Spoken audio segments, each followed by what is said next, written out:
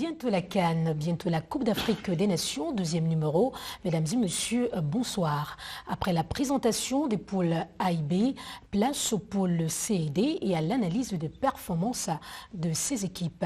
Avec nous ce soir, Jean-Jacques Missé, ancien international camerounais, André Onana, analyste sportif.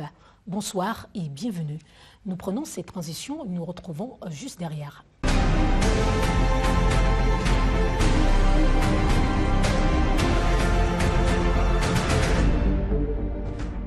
Bonsoir à tous les téléspectateurs de Télésud de par l'Afrique, de par le monde. André Onana, vous êtes analyste sportif. Quel est votre ressenti par rapport à la compétition qui s'annonce? Bonsoir Marceline, bonsoir à tous ceux qui nous font l'amitié de nous regarder ce soir.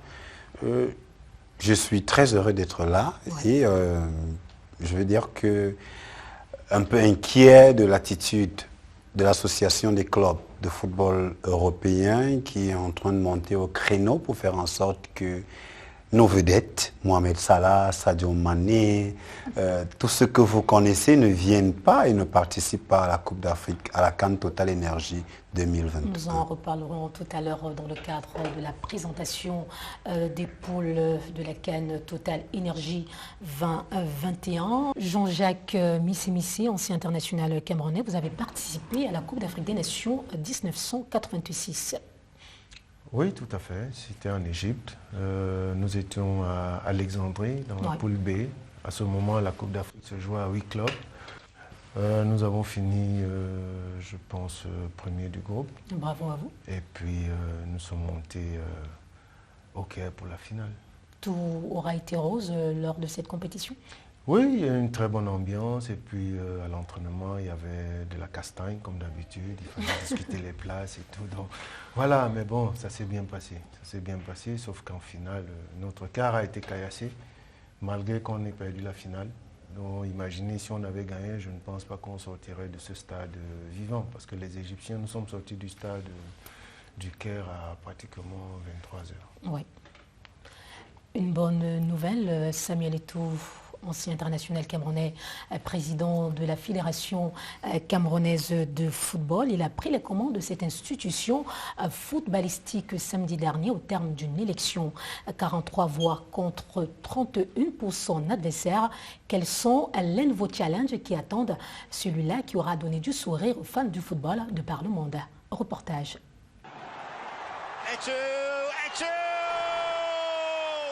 Longtemps superstar du football africain, Samuel Eto'o entame ainsi une nouvelle vie.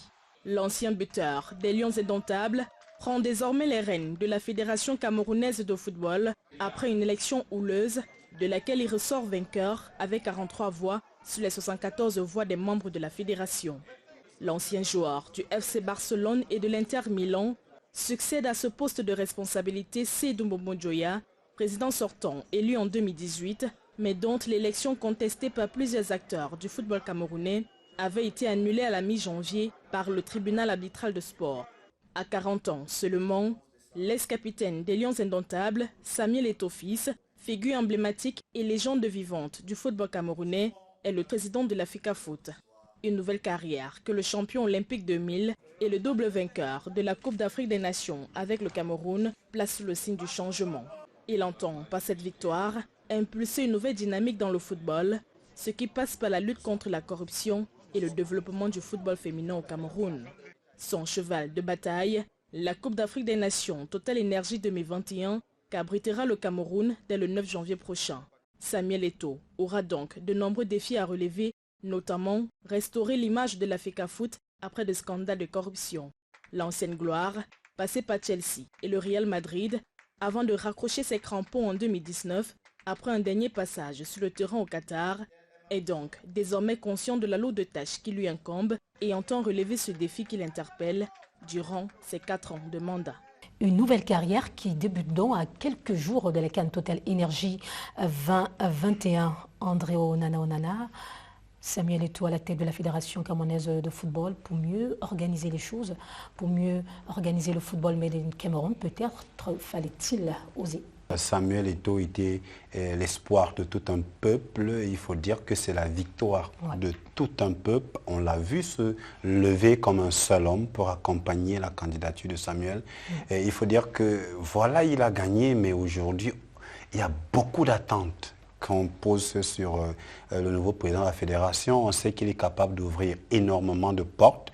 Nous attendons de voir. Ancien international camerounais. Tout à fait. C'est l'un des meilleurs footballeur ou l'un des meilleurs avant-centres au monde et on a énormément d'espoir, nous qui sommes dans ce milieu, en la personne de Samuel Eto'o et aujourd'hui, on commence à sentir les premiers pas de Samuel dans le management ou l'administration. C'est pas prématuré, André Onana? Non, c'est pas prématuré, vous savez, il arrivait à l'heure aux entraînements, il arrive à l'heure au boulot. Très bien. Donc c'est intéressant pour nous de le sentir. Jean-Jacques Missi, les Camerounais sont tout joyeux de voir leur héros occuper cette fonction. Une chose que n'aura pas eu l'ancien international ivoirien en la personne de Didier Drogba. Je pense qu'ici, c'est le genre de personne on aime ou on n'aime pas. Ouais. Donc il y a trop de clivage. Je pense que c'est une chance déjà pour le Cameroun de l'avoir parce qu'on devrait le mettre au niveau où il devait être. Parce que le Cameroun a la chance d'avoir un Samuel Eto'o, comme la Côte d'Ivoire a eu la chance d'avoir un Didier Drogba. Et je pense qu'au niveau ivoirien, il y a eu tellement d'ego au niveau ivoirien qui fait que les sportifs ivoiriens n'ont pas soutenu Didier. Et je pense qu'il peut apporter quelque chose. Et je suis pour. Dans ce sens, le Cameroun est un bel exemple. Oui, et je pense que beaucoup de pays africains, la Zambie l'a fait avec Alusha Boualia quand ils ont gagné la Coupe d'Afrique. Et je pense que beaucoup d'anciens footballeurs doivent être soutenus pour tenir les fédérations. Et je pense que parler d'une seule voix, parce que tu as dit tout à l'heure, où les clubs européens veulent nous imposer, veulent empêcher à ce que nos joueurs africains viennent jouer notre Coupe d'Afrique, parce que c'est l'une des plus grandes compétitions après la Coupe du Monde. Donc je pense que nous avons besoin de nos stars, de nos vedettes. Voilà qui est donc bien dit la présentation de la poule C. Et quand on parle de la poule C, il s'agit du Maroc, du Ghana, des Comores et enfin du Gabon.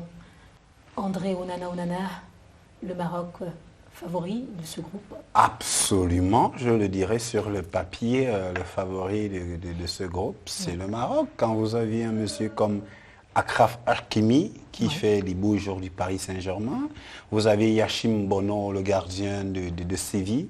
Vous vous dites quand même que voilà, ce groupe, il sera relevé, mais surtout dominé par le Maroc. Mais attention, à côté, vous avez le Ghana, vous avez le Gabon.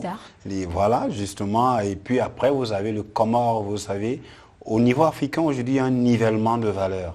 On ne peut pas, a priori, vous dire qui sera le vainqueur. Qui participe pour la toute première fois. Tout à fait. Et qui, vraiment, il faut le dire, ne viennent pas en victime résignée, qui se disent quand même capables de renverser les géants, parce que devant le Comore, vous avez le Gabon, vous avez le Ghana, et puis le favori, le super favori qui est le Maroc. Une poule très relevée. Et vraiment, j'ai du mal à vous dire, après le Maroc, qui est-ce qui va se qualifier directement, parce qu'on aura après le meilleur troisième qui va accéder au prochain tour. Voilà, très belle poule. Pour accompagner justement les Lions de l'Atlas. Tout à fait. Jean-Jacques Missi, avec vous, quelques vedettes de ces équipes. Le Maroc avec Hakimi, latéral droit du PSG, qui vient de l'Inter de Milan. Oui, ça, il est connu de tous. Tout le monde regarde les matchs du PSG aujourd'hui parce que je pense que le PSG a plus de spectateurs parce que Messi est arrivé au PSG. Donc tout le monde regarde le PSG, qu'on le veuille ou qu'on ne le veuille pas. Il y a Achraf Hakimi, il y a Ayoub El Kabi qui est à Tayspor en Turquie. Et puis il y a Hakim Ziyech que tout le monde connaît qui est à Chelsea.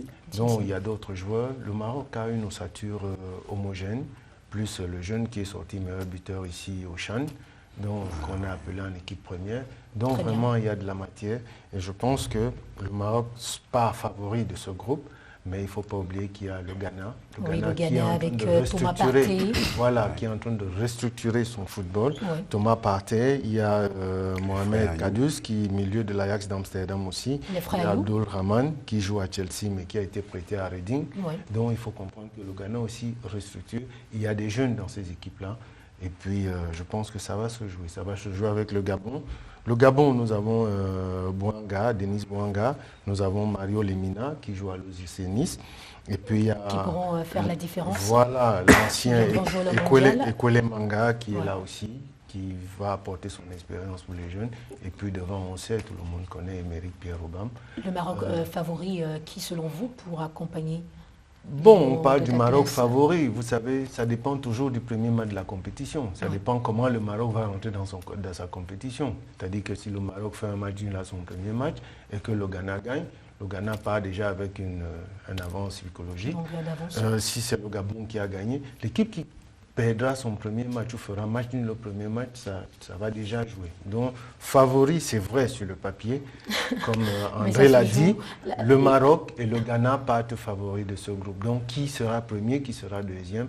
Mais bon, il y a un outsider qui sera le Ghana. Qui sera premier, qui sera deuxième, André Onana, ça se joue sur le terrain, la balle est en ronde. Avec vous, on revient sur les outsiders de ce groupe, les Comores qui participent pour la toute première fois, un coup de C qui pourrait être un coup de maître. Tout à fait. Le Comore vient justement comme celui qu'on n'attend pas. Ouais. Donc le Comore a moins de pression. Le Comore vient participer, mais attention, quand on a moins de pression, on se dit, on se jette et ce qui va arriver va arriver. Donc ceux qui ont la pression dans cette poule, c'est le Maroc, c'est le Ghana, qui sont bien placés sur le papier. Je le dis encore, hein, je vous indiquais tout à l'heure dans mon propos liminaire qu'il y a un nivellement de valeur. Toutes les équipes nationales, toutes les sélections travaillent et aujourd'hui, vous pouvez être... Déjà, on a eu lors des éliminatoires de la Coupe du Monde, Ouais. la République centrafricaine battre le Nigeria. Voilà. Personne ne Que de pouvait surprises. parier. Voilà. Que de surprises. On pourrait retrouver ce genre de surprise en Cannes. Vous aurez le Maroc qui arrive à se faire battre par le Comore. Ça peut arriver parce qu'il y a un nivellement de valeur. Mais sur le papier, comme je le disais, a priori, nous aurons le Maroc, le Ghana Le Maroc, et en troisième qualifié pour, position, les le Gabon et puis les Comores. Oui. Mais ça, c'est sur le papier. À l'arrivée, on peut avoir les Comores qui viennent jouer les troubles fêtes, qui se retrouvent peut-être troisième. Et ça, c'est la beauté du football. Parce Très qu'on ne bien. peut pas prédire à l'avance qui sera premier, qui sera dernier. et merci le Maroc qui est donc qualifié pour les barrages mondiaux 2022 au Qatar, qui est sorti premier de son groupe avec 18 points devant la Guinée-Bissau. Le Ghana, premier de son groupe avec 13 points devant l'Afrique du Sud. Comment se présente la capitale camerounaise Yaoundé à quelques jours de la Coupe d'Afrique des Nations Can Total Energy 2021? Nous avons une équipe qui a fait le tour, une équipe de Télé Sud au Cameroun a fait le tour. Nous vous proposons ce reportage. De l'entrée sud au centre-ville de la capitale, en passant par les grandes avenues, les préparatifs de la Can Total Energy sont encore timides. Pas d'affiche singulière, la circulation est fluide, la ville ne vibre pas totalement aux couleurs de la grande compétition. Moi, je pense que la préparation n'a pas atteint son top. On ne ressent pas encore qu'il y ait un CAN qui se prépare. Soyons honnêtes, soyons vrais. Mais nous savons qu'elle va s'organiser. Pour moi, concrètement, l'effort y est, mais on devrait davantage en faire. Cependant, les Camerounais attendent cette période avec impatience. Les esprits sont surchauffés. Pour plusieurs citoyens interrogés dans les rues, si l'embellissement de la ville accuse un retard, le Cameroun a tout pour attirer de nombreux touristes. Nous avons beaucoup de centres artisanaux. Il faudrait qu'ils puissent visiter, puisque le Cameroun c'est un beau pays. Pour le rappeler, il est très beau. Aujourd'hui, on peut rouler aisément à Yaoundé. C'est vrai, les embouteillages, mais contrairement à hier, beaucoup a déjà été fait et nous pensons que c'est une ou deux choses là qu'ils vont découvrir. Le Cameroun regorge de beaucoup d'atouts, principalement sur le plan culturel, culinaire et tout ce qui va avec. Mais comme le peuple camerounais sait si bien accueillir les étrangers ou alors vivre en communauté, je pense que ce serait un atout véritable. Toutefois, après 20 jours de la CAN Total Énergie, la quasi-totalité des sites homologués pour les différentes rencontres sont prêts pour le jour dit. Tous les regards sont à présent figés vers le complexe sportif d'Olembe, dont la date de livraison est encore attendue.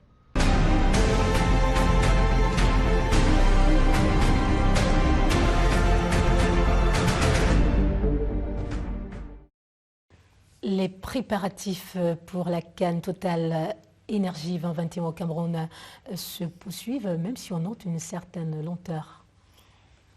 Ah oui, j'ai fait un tour du côté de l'aéroport international de Yaoundé-Simalène et jusqu'à présent, je n'ai pas le sentiment que le Cameroun va accueillir la CAN Total Énergie 2021.